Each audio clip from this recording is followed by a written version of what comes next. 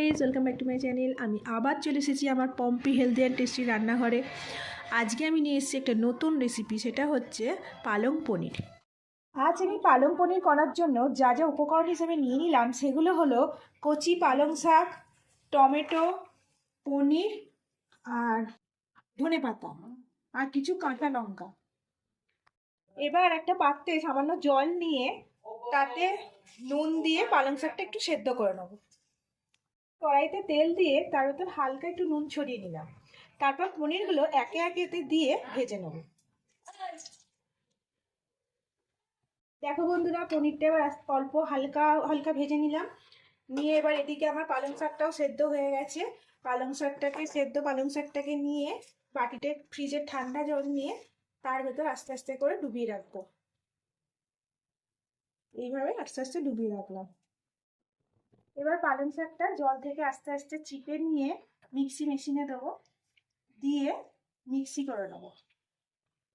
এই যে আস্তে আস্তে জল থেকে তুলে নিলাম ছেঁকে ছেঁকে। এরপর কড়াইতে তেল দিয়ে অল্প জিরে ফোড়ন দিলাম।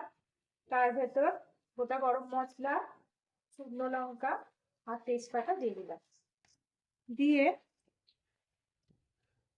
এর ভেতর টমেটোগুলো দিলাম। টমেটো আর কাঁচা লঙ্কা দিয়ে দিলাম।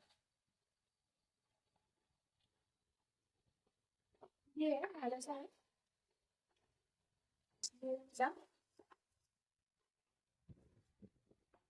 করে এরপর দেখো দর্শক বন্ধুরা, আমি মশলাটা কষার পর এর ভেতরে মিক্সি করা পালং শাকটা দিয়ে দিয়েছি।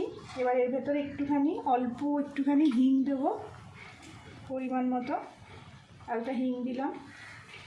দিয়ে এর ভেতরে পনিরগুলো সব এক এক করে তুলে দেবো। আর এর ভেতরে একটু মিষ্টিও দেবো, পরিমাণ মতো চিনি দেবো। দেখো দর্শক বন্ধুরা, পনিরটা দেওয়ার পর 5 মিনিটের মতো ফোটালাম। ফুটিয়ে এখন আমার পালং পনির রেডি।